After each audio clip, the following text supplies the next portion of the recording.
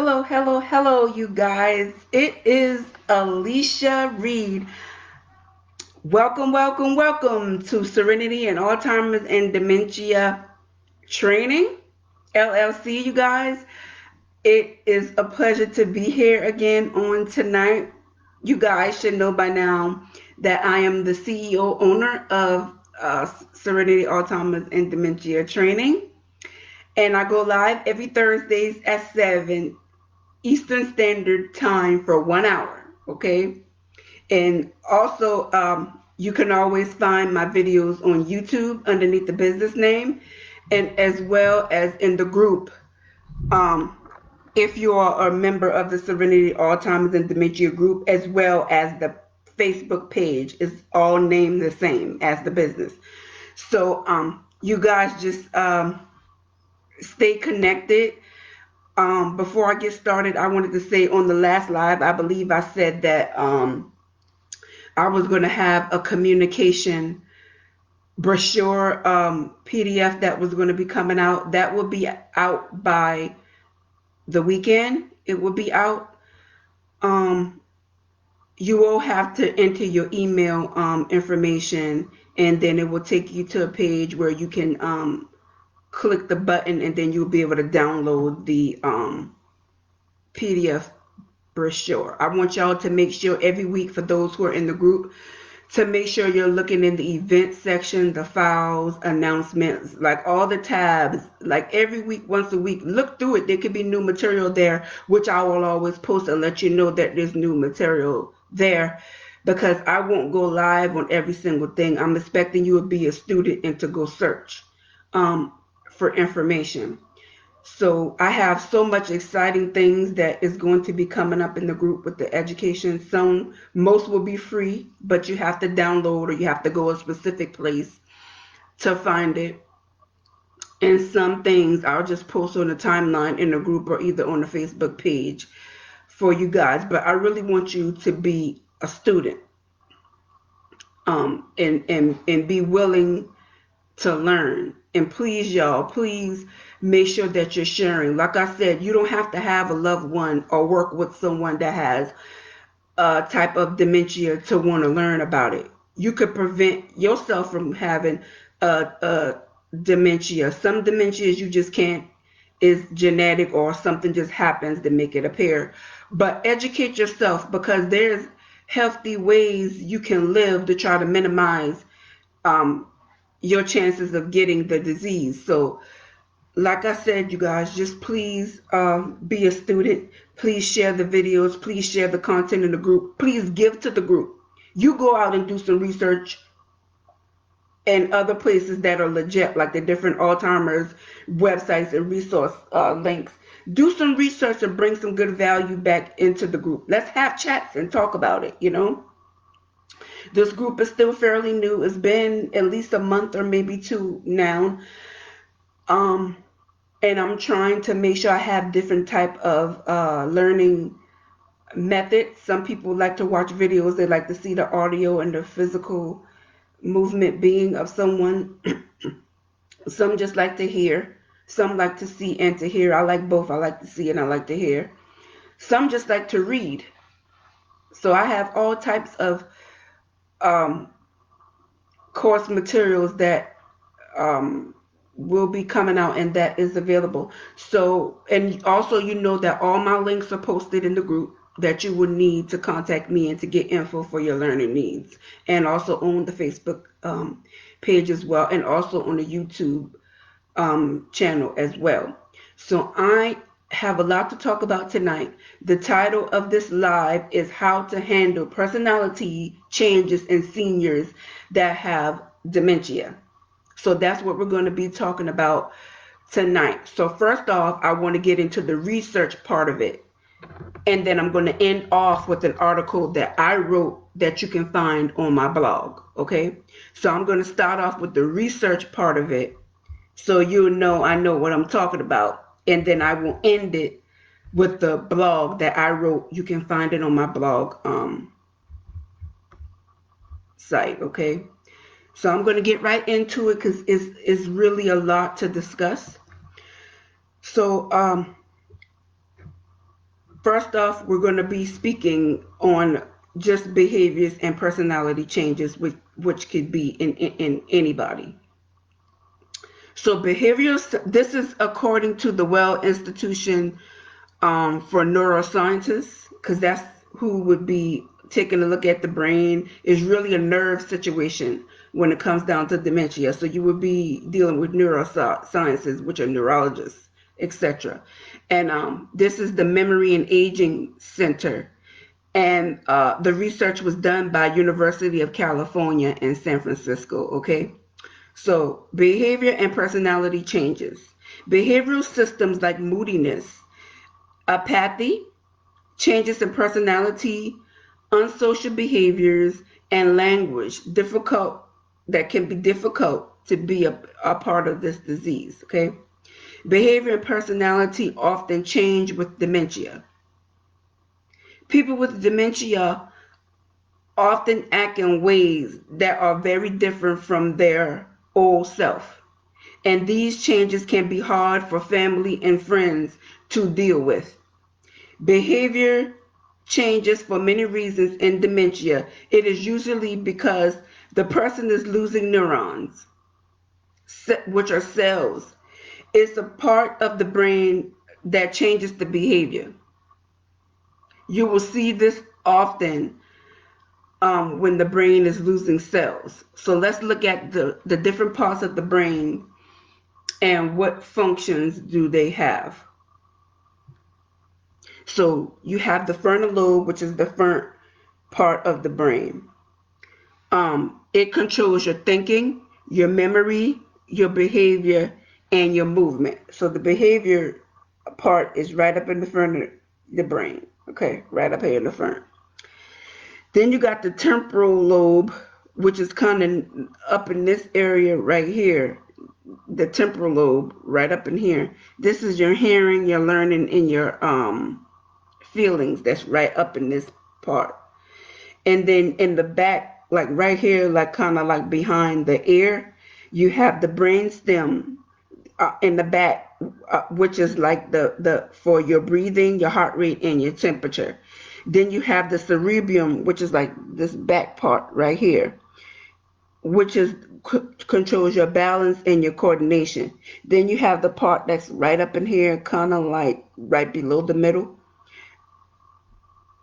This is your occipital lobe, which controls your vision, and then you got the part that's right up in the middle.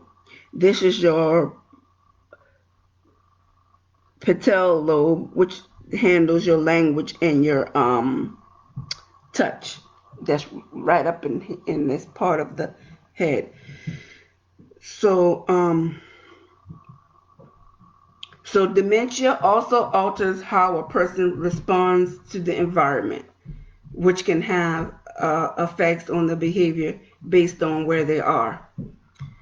Um, a person with Alzheimer's disease may be forgetful and have trouble following conversations. They may become angry and frustrated because they cannot follow what's going on. The noise and conversations, the crowds and activities may be overstimulating, and it might be too difficult to process and to understand. Um, if you are anxious and worried, many people with dementia will mirror your emotions and become anxious and worried. That they will copy what your mood is. Um, Behaviors can change with any type of medical issue that you have going on. Like the client could have pain or infection, even UTIs. UTIs are a big one, which are urinary and tract infections. Normally, this is seen the most. That's like the number one thing a nurse or a healthcare professional would ask: does the client have a UTI? Because it's very, very common for this to be the reason why they're agitated. Constipation, poor sleep, for an example, as well, can cause sudden changes. Finally, some medications can get in the way and cause trouble. So, what can we do about these things? Well, we can consider an evaluation by the person's healthcare provider and let them tell you what you should do. You always want to go through the healthcare provider first. While they're on their medication, you can ask what can be given to help them not have behaviors. You need to think of the behavior as a way for them to communicate. It might be a reason why they are behaving the way they are.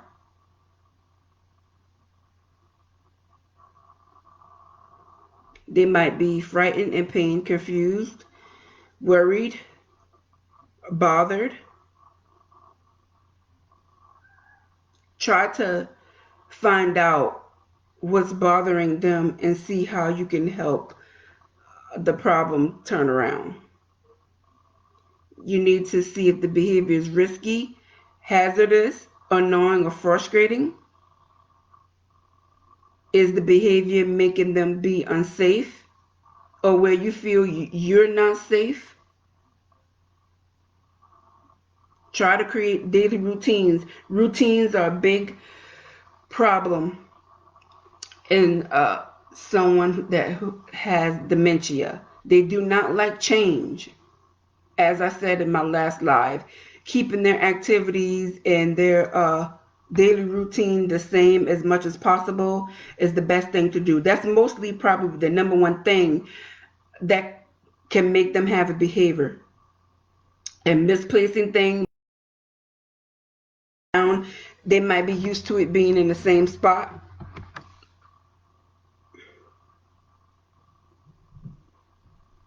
So you want to make sure their routine is the same as possible. You need to foster an attitude that's acceptable. Try to be calm and be patient at all times. Take a break, walk away, go in a different room, count to 10, count to 20. Give them some time alone if need be, but make sure it's safe. They might not want to be bothered. Talk to other caregivers that you might could get feedback from, but they need to be a caregiver that's working with the individual, because that'll be breaking confidentiality and HIPAA laws. If you're speaking to anybody, you can't do that. Speak to your job if you're working for a job, the nurses, your team that you work with, or either their loved ones whoever else is giving care to them, because obviously they know about their care, so it's okay to speak with them. Um, Consider getting a support group for the client patient to find out helpful strategies that can help you make things better for the individual. So now I'm going to spend some lengthy time on this term called DICE that I found from um, the UCSF and the Well Institution for Neuroscience. Okay, this is some findings that I found that was very interesting from them. It's called DICE, DICE, and each of those letters means something. So this is a tool that you can use.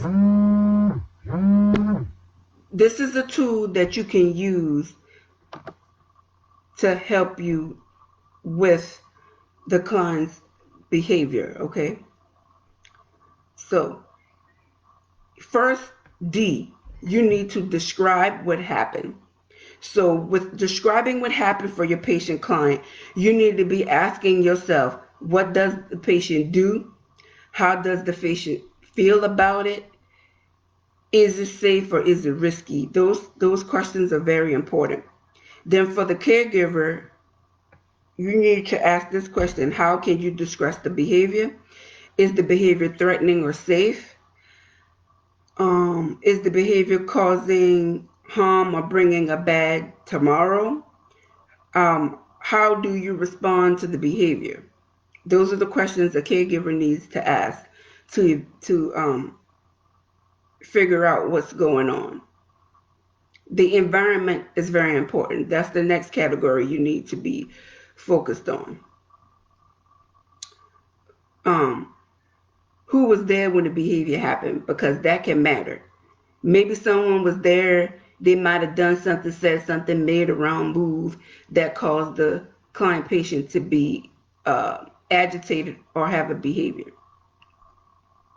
Maybe they came at the wrong time. Like I said before in the last live, visitors could be a problem. Maybe they used to them coming a certain time of the day, of the year, of the week, you know?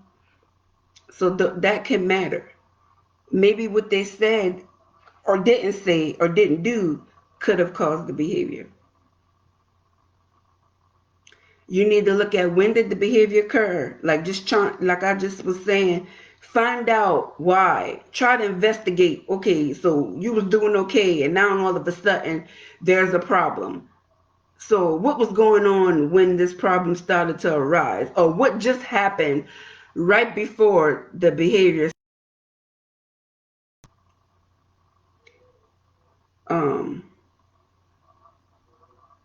Could it be they're not ready for a bath and they know bath time is coming, or dinner time is coming and they're not ready to eat, or they don't want what's cooked? Like, you just got to really pay attention and ask them too. Ask. Um, like I said, where did it occur? Okay. So now we're going to move on to I, the letter I. Investigate the possible causes, y'all. So when it comes down to the patient client, you need to be asking yourself, was there any recent changes with their meds? Is there limit to their ability to do certain things? Okay. Did their medication change? Um, are they having pain or infection? Is that why they're on medication, or is that why they might need medication? Do they have any needs that's unmet? Are they hungry? Do they need to be cleaned up? Um, is there a routine that normally take place that should have been done by now? Could they be having bowel problems, urine problems, hearing, vision issues? Something just bothering them on their minds, you know? Are there any mental illnesses that is known or unknown that could be causing them to have issues? You need to find out what is the severity of their cognitive impairment, which is their thinking, and what memory problems they're having. Um, are they in fear? Or have they lost control? Are they embarrassed? Is it just not a good day? Some dementia client patients have sundowning, which it happens a certain time of the day. Sometimes in the year, a certain year problems that will arise. But as you get to learn your client patient, you will learn the time of the year that's going to be sad, so you could try to prevent it or just be ready for it, how to deal with it. Because some things you just will not be able to change. So, moving on to the caregiver, questions that the should ask for their self as a caregiver. Could you be misunderstanding the behavior? Could you be thinking that they're doing something on purpose and they're really not? It's just the way it is. Could you be trying to respond to the behavior differently in a way that you shouldn't? Are the expectations realistic, y'all? Because what we're expecting from them might not be their reality anymore. Okay? So we might be expecting them to behave and do things a certain way, but it's just not going to be that way anymore.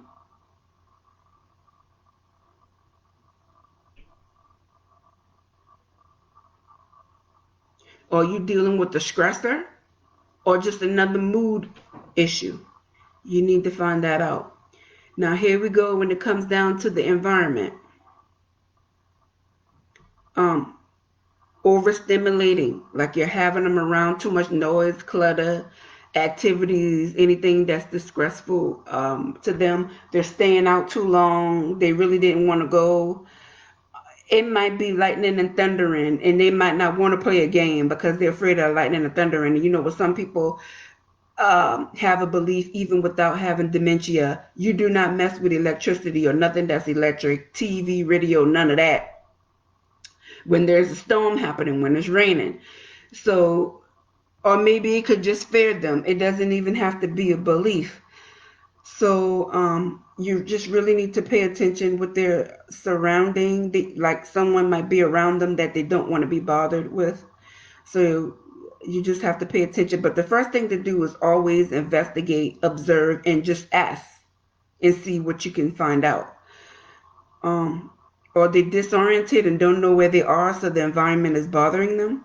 Does the environment remind them of a time that event occurred that wasn't pleasant? It's many reasons. Um, it could be a change in the routine that had to take place, or either um, there was a different routine that happened because something happened to make them have to have a different time with whatever the routine was. Um, Activities do not match the abilities and the interests. That's another question to be concerned with. So then the next thing would be C, the letter C, which you need to create a plan. So this is looking in on the patient point of view, questions you need to ask, or situations you need to look at. You need to respond and answer to needs that have might not have been met. You need to discontinue any high risk medications, but you have to get approval to do that. We never change meds. We let the doctor handle that. Unless you're a nurse and you have permission. But caregivers don't mess with meds. You just give a med reminder. Unless you're like a med tech or you took some type of course which gives you permission to give medication. You need to follow up with the primary doctor or the neurologist about potential medication changes, or just letting them know what's going on with the client patient's behavior. It might have to be just something that the physician has to deal with. You need to optimize the treatment of their mental health. You need to promote activities and during the day, and make sure they rest at night.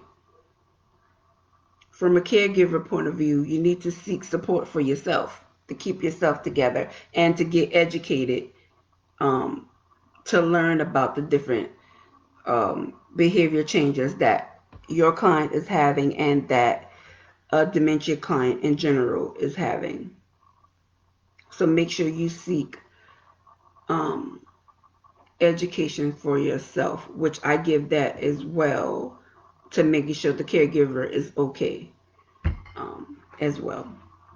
And I do give support on that because I've lived that life, so I know the caregiving background very well. You need to enhance the communication. You need to talk more. Communication is key. Okay. You need to create meaningful activities. Like I said, washing the dishes might be good. They might have been some. Y'all need to look at their hobbies and find out what they used to do, what they were into before they got dementia. That can really help because, believe it or not, someone that has dementia, they do reminisce a lot. They say that they're losing their memory, but they sure try to remember things that was in the past. Like, um, they could have had a car, but no longer have a car anymore. That's in the past. They remember their old Betsy, but they don't have that car. And one came over and made a good dinner. Those things are in the past, but some things they will never forget. They will hold it to the day they leave this earth. So And those are the things that have great meaning. Some things we're told not to bring up because it could cause behaviors, but you just have to get to know your client patient well to know what you can bring up and what you can't bring up. But reminiscing with them, if it's possible, is a good thing. But you got to know that it's not going to affect them in a bad way. So that can be one thing that you can do. Looking through photo albums, talking to them about their family. People cherish their family, so what they would love to talk about, events, and remembering their families and the good times, especially if they feel alone and a lot of their loved ones have passed away. This would be something great to do. But like I said, you also have to know them well enough to know that you won't create a worse behavior by reminiscing on some things, because some things is just best to just leave it where it is and let their belief be where it is. Okay. So enhancing in communication is great. Creating meaningful activities like puzzles can help with their brain and their motor skills. Reading books can help to keep the brain flowing. Trivias, card games, either with you hiding the cards where they gotta find the pair and stuff like that. Things that help their motor skills be exercised and kind of bring it back to life as much as possible. Going to the park. Some elderly just like going to the park, hanging out, seeing the world. They want to still feel they have life.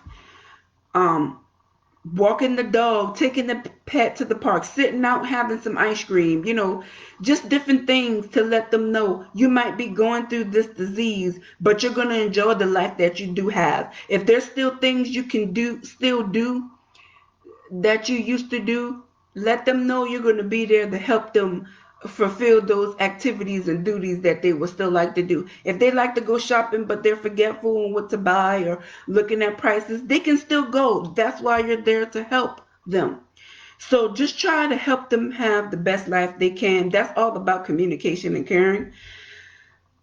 Because the person don't just want to be locked up, like their mind is leaving them and they're not able to live. So, like I said, help let them do simple tasks. Maybe they can wash some dishes that's not a hazard to them. Maybe they can still sweep the floor. Maybe they can still vacuum. I mean, you're there to do those duties as a caregiver, but if there is something that they can do, then let them do it. If they're moving their hands around or they're having a certain type of a behavior or repetitive behavior, give them something to do. Well, they still might be using that movement, but they're actually doing something and they can accomplish something by doing something. Um, I had, I'm going to post some videos. I watched a video maybe about 2, 3 weeks ago. One of the group members in this group, she's a personal social friend of mine, and she brought a video to me, and she wanted to know what I would do about it, being that I'm a specialist in dementia and a caregiver. So she was like, what would you do about the situation? It was an elderly lady in her home, and she had a caregiver come in. And the caregiver was new to the caregiving world and working with someone that had dementia was her first client. So she was just going in, getting her foot wet. She didn't have training. She just went in to do the job. She did a pretty good job, but there were some areas that I pointed out that shouldn't have happened and that she could have done better. So the client didn't want her in her home, didn't remember her. It was like the client just started having behaviors, spitting on her, throwing food on her.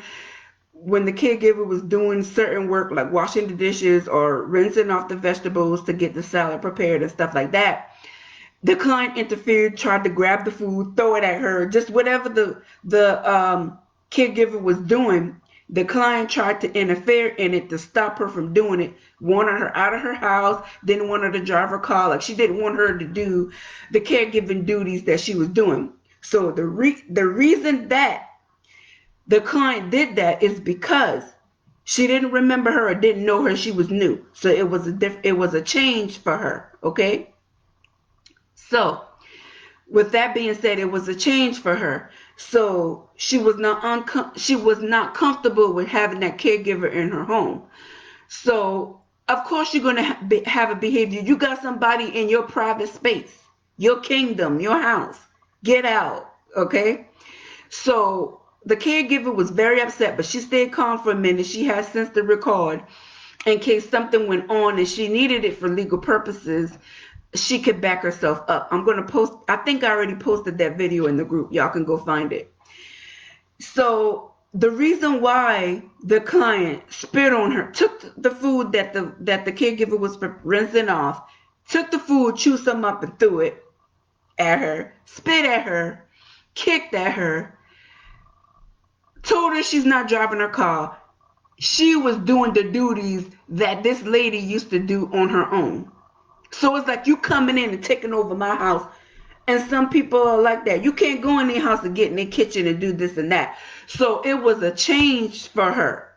I believe she was the first caregiver. So this was a change for her that somebody else is going to have to come in her home, prepare meals, clean up her house, help her get bathed and dressed.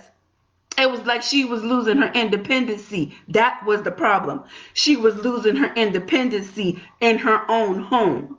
Okay?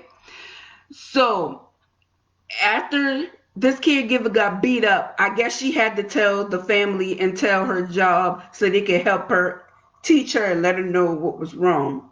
But what she should have done, she should have asked the client, why are you acting this way? Why are you doing this? Start investigating. The lady could talk. So she pretty much probably could tell you why, because she already said get out her kitchen. She don't want you in here. Then that was when I would say why.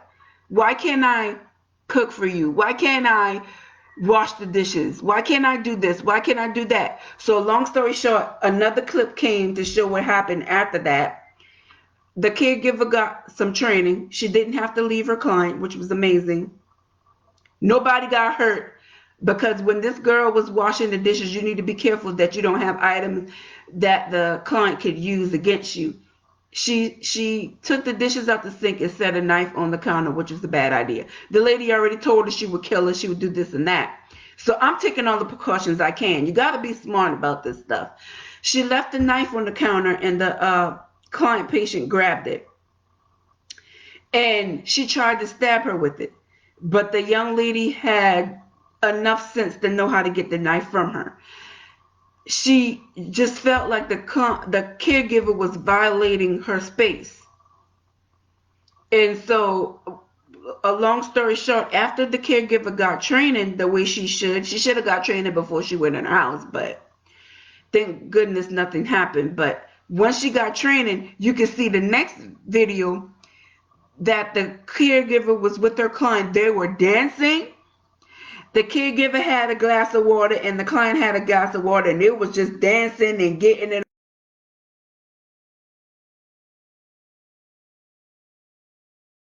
fun. So she found something that the client patient had liked to do. It took her back in her years to say, I'm getting elderly, I have dementia, I'm limited on some things.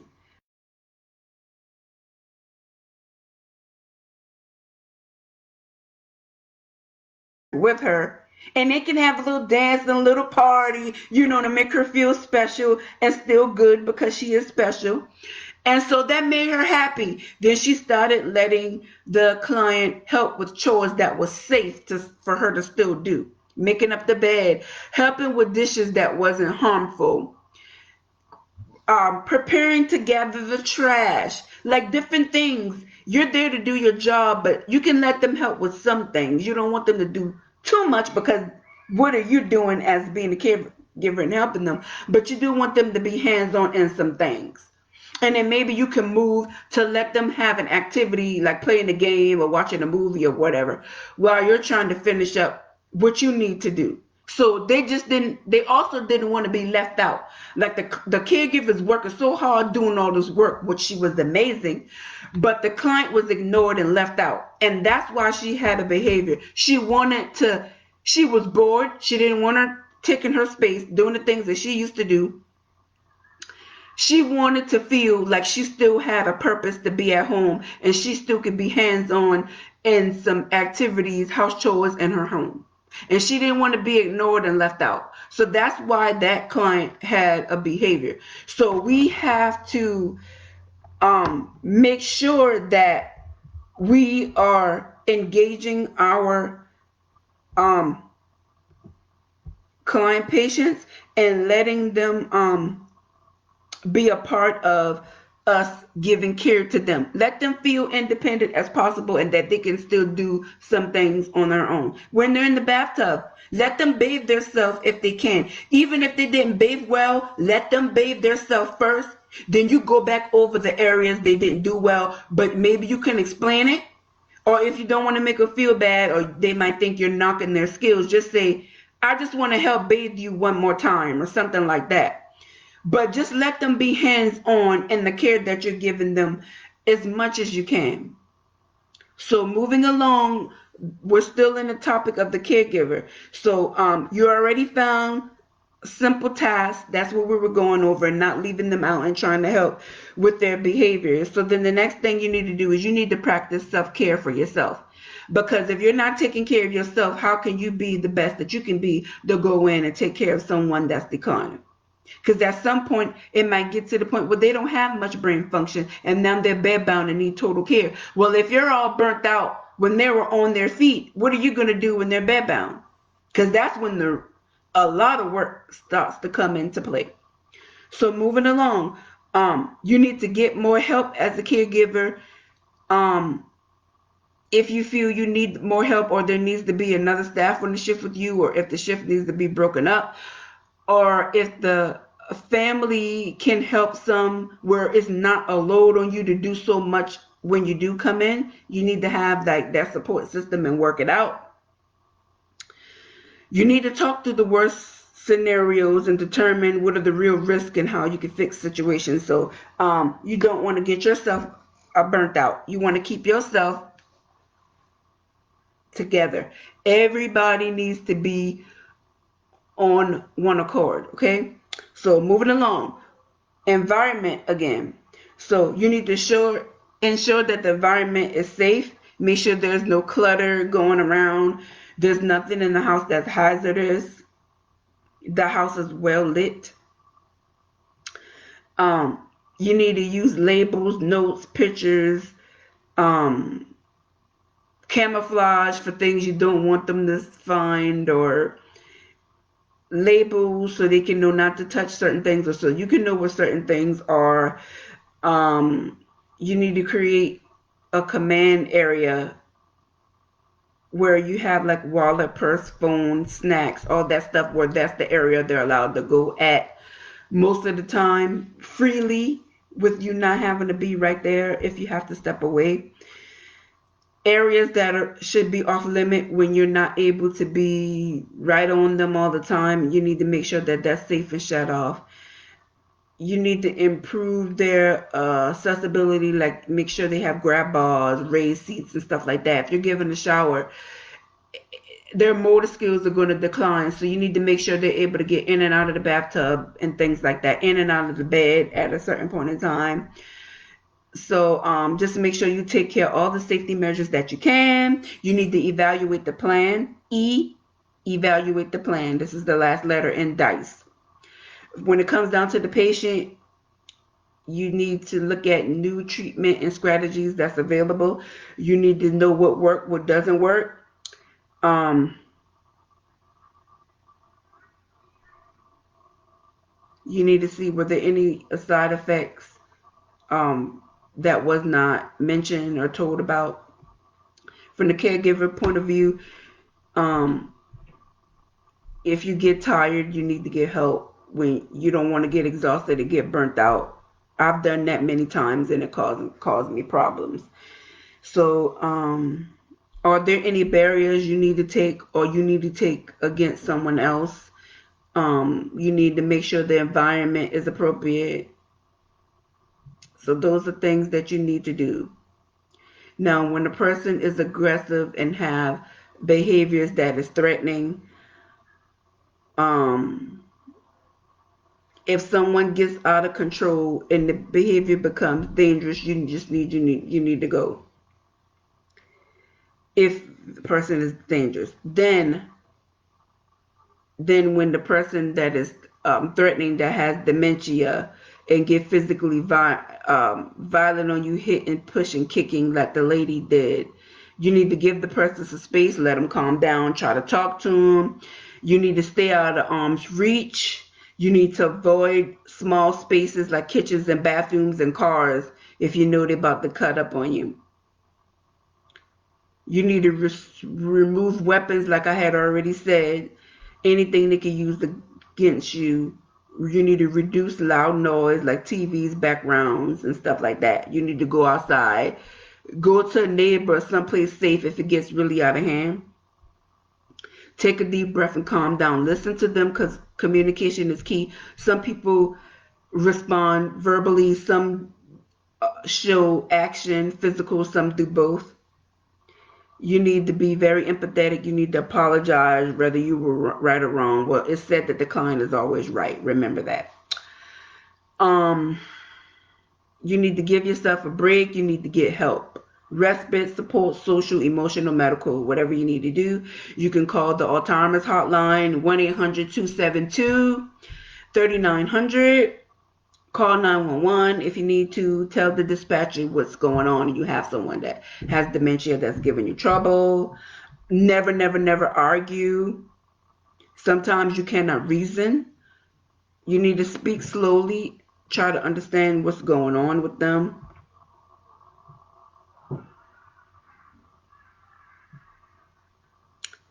Um, Depression and dementia is another big one. When they get into the moderate stage, they will have a lot of depression because they know that they're losing their motor skills. And those who suffer from depression, who have dementia, are at a high risk for suicide. So please be watching out. I had many come to me and ready to end it. Like some of them, as soon as they found out, they're ready to end it. Hold on. You can do this. You got this, okay? I know it's a bad disease, but you can do this. You can make it. I don't want to hear anybody saying they want to end their lives. Please don't. Please don't. Okay? So what I'm going to do, um, I am going to post the link for this article in the group underneath this video so you can go look at it more, because there's a lot that I'm not going to be able to cover in this article because I want to get to my article that I created that's on my blog.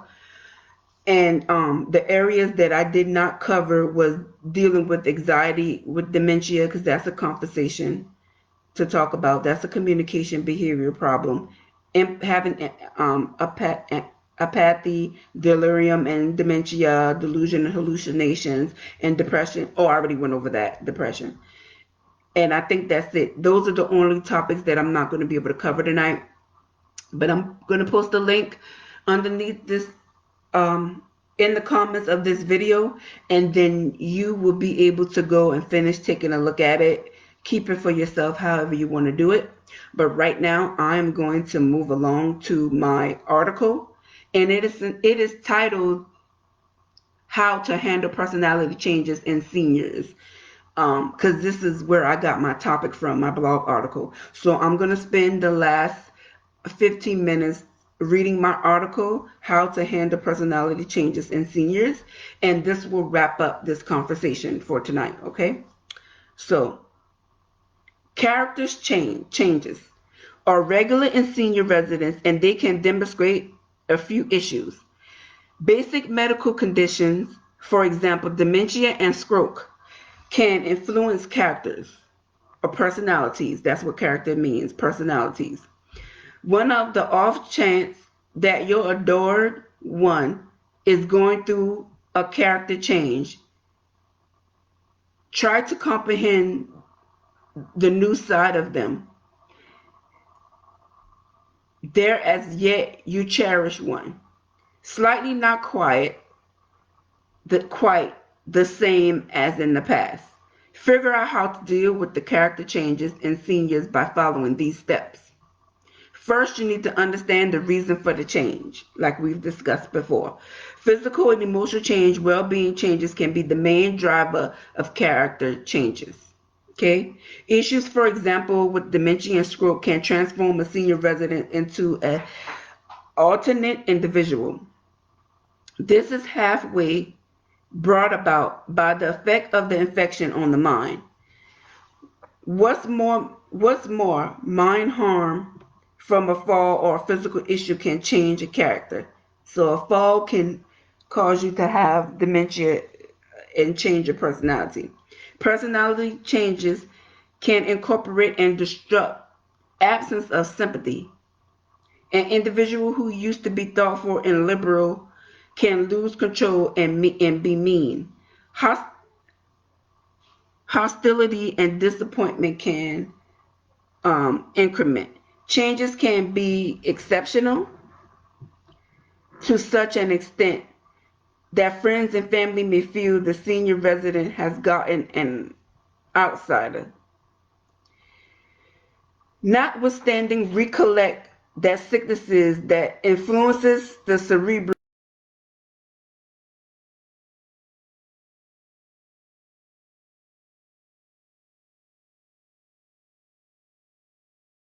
it is difficult to maintain a strategic distance from, yet it is significant not to contrast the seniors with their past character. Correlation can offend them. Be keeping away from correlation. You'll get the opportunity to comprehend and contemplate the new character and become more acquainted with the individual in another manner. You can see this is a change rather than a misfortune. Number 3, seek assistance from an encouraging group of people. Okay? A character change in a friend or family member can be hard to deal with. You may profit by an encouraging group of people that comprehends the circumstance. Do you have different companions who are managing comparable issues? Reach out to them. Character changes are not difficult to manage alone. Encouraging groups of people can help you adapt and give you a significant spot to examine your dissatisfaction. Caregivers and relatives frequently feel alone and confide as they attempt to assist in individuals with the character change. Notwithstanding, support gatherings can have a major effect. Number 4, you need to discuss your interests with a specialist. On and off, the chance that you notice and thought of different character changes in a friend or family member is critical to conversate with the specialist. Doctors can assist you with seeing how and why a character changes happen. They can likewise endorse medicines and treatments that may help. What's more, they can point you towards the neighborhood support gatherings. Number 5, you need to consider getting outside help. In case you're not at this point ready to deal with a friend or family member with the character change, at the point you may request outside help. The assistance of home care, visiting assistants to fully parental figures who live with the individuals. Caregivers and relatives frequently feel embarrassed and remorseful about requesting outside help. Notwithstanding, there is no disgrace in finding support during a tough spot. This way you may profit by getting a break by having a medical caretaker or authorized parental figure assuming control over a portion of the obligations. You may likewise need to think about nursing homes and different kinds of help, day-to-day environments for the senior.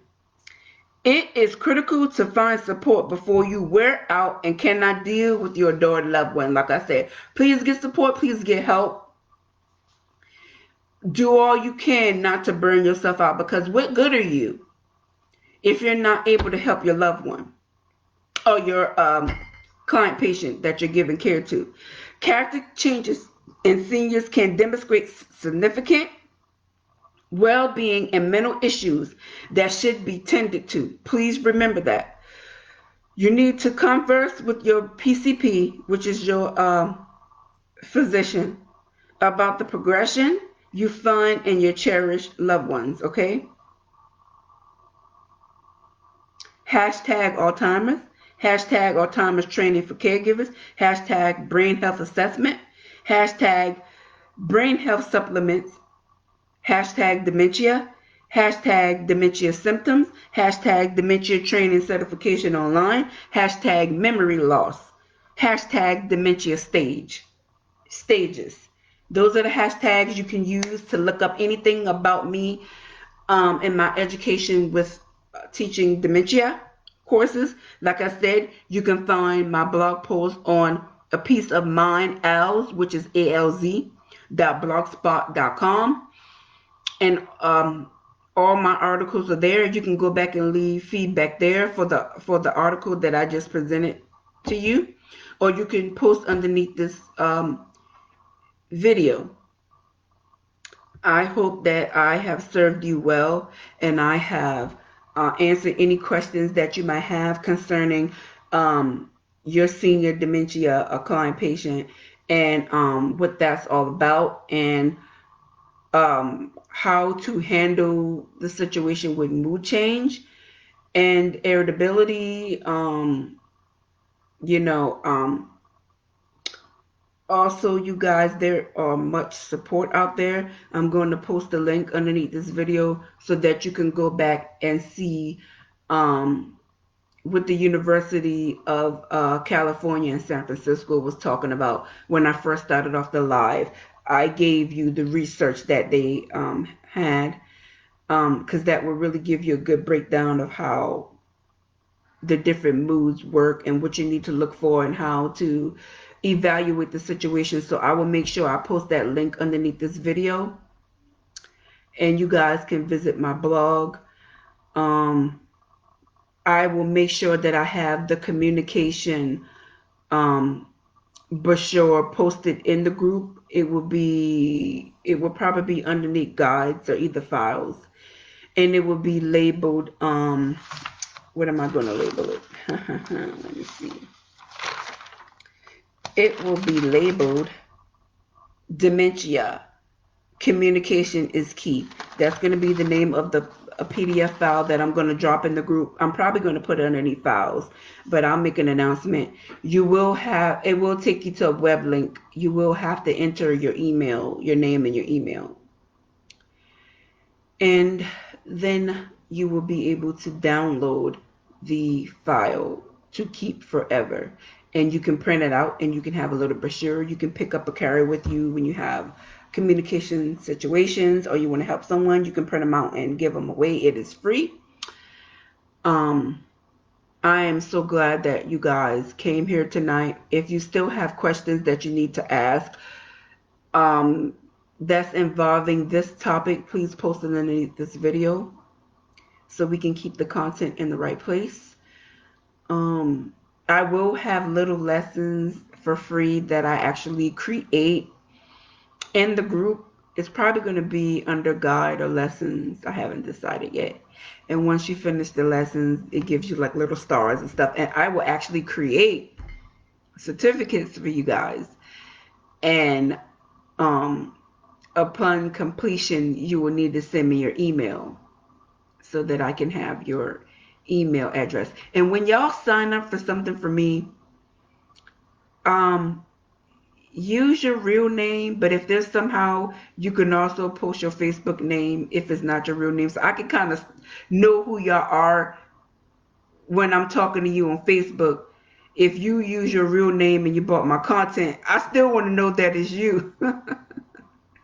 It's because I want to really know how to reach you guys. I responded to a couple people from the email and they're in my group, but I didn't know that because they used their real name in the email, but they didn't tell me what their Facebook name is. So if you can please try to help me out with that, would be great. Because I went to give somebody a certificate and I'm like, you're using your real name, but I know you by your Facebook name, and I didn't know I was talking to you the whole time.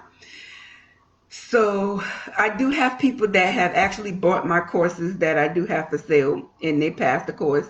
They loved it. They left a review on my Facebook page. to know that I'm a real educator, and I'll show my business license at some point. I gotta get it, but I am a real business. I do have a license to run my business, so I'm not someone just out there creating content and trying to get money for the things that I do charge for. I am a real legit business in South Carolina. If you wanted to go to the South Carolina Secretary of State and look up my business, I am a real legal business. And I do give away certificates like through my website. When you purchase something, you're automatically going to get a certificate once you pass. You don't have to wait on me for that. It's already what do you call it, accumulated and created in a document. Your name just get printed on it and it gets sent out. But like when I posting lessons in my actual group that I need you to do, like if there's not like a link with it where you're buying something, then I would have to see for myself that you passed it, and then I would have to manually send you a certificate, which I can do as well. That's why it's going to be good for me to get your emails and some things that I give you. And when you tell me what your real name is, I'm also going to need to know what your Facebook name is, because that's how my audience is gathered. It will really truly help me out so I can know who I'm talking to. So I'm going to hold on to see if there's any questions. Um, I'm going to say thanks. Thanks for coming. Okay. Thanks for showing up.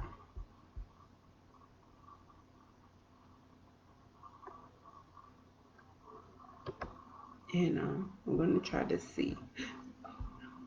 I'm going to try to see if I can pull up the link. I'm not sure if I'm going to be able to.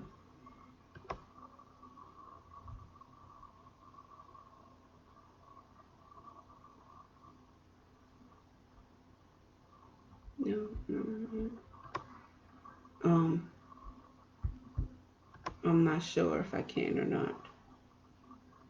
Uh-oh, hope I didn't knock out the live.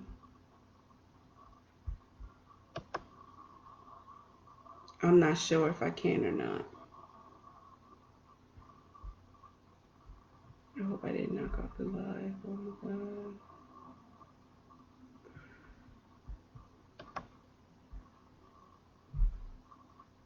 Oh my God. I'm not sure.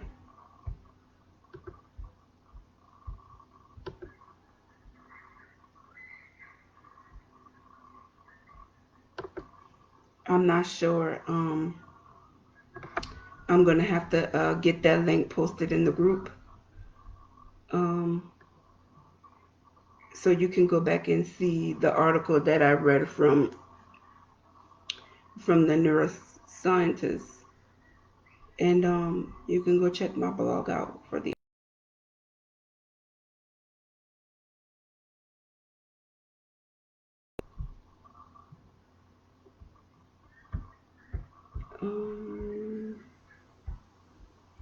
I was trying to see if I could get that link for you, but I don't know. I'm not sure if I can. Just bear with me for a minute. I don't know.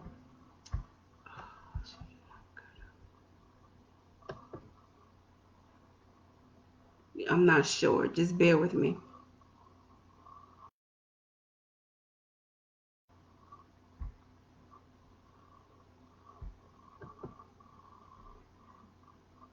Just bear with me 1 second.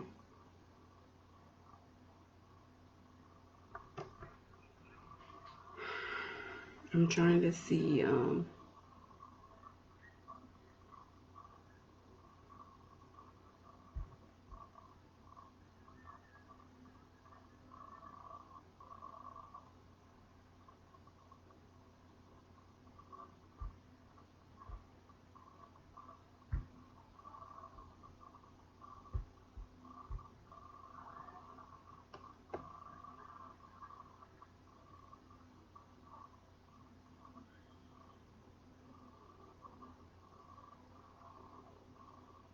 Just bear with me 1 second. Please, please, please.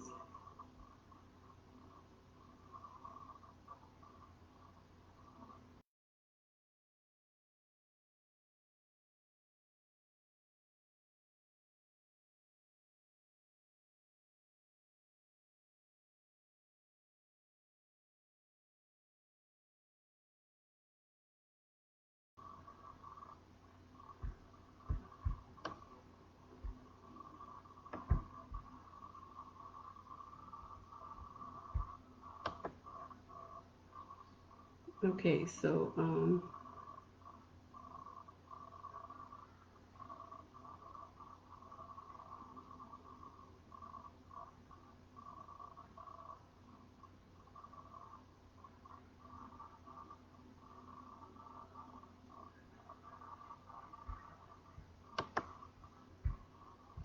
right, you guys. So I'm trying to figure out what happened.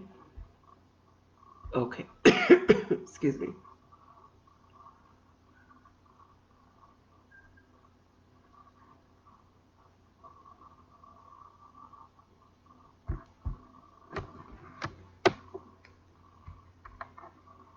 So I don't know what happened to my live.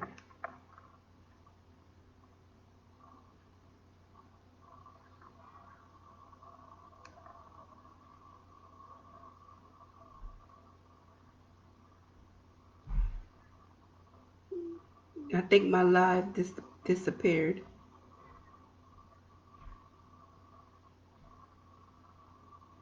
I'm not sure.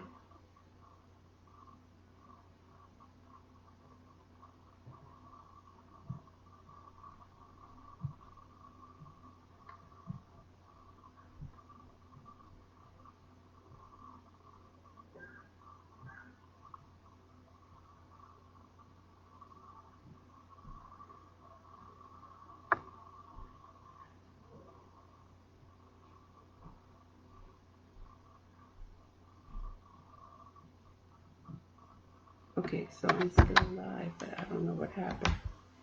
I don't know what happened.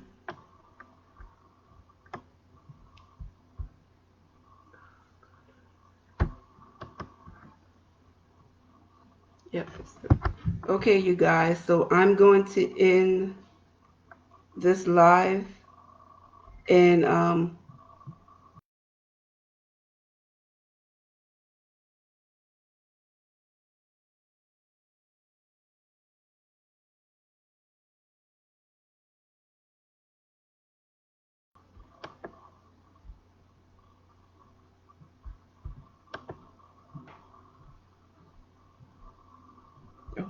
see you guys later.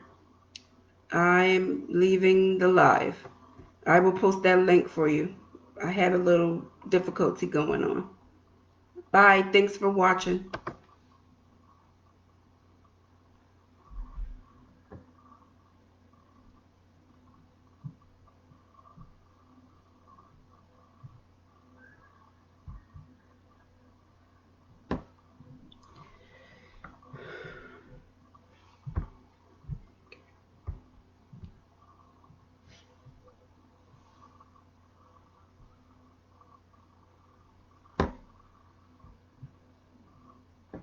Oops.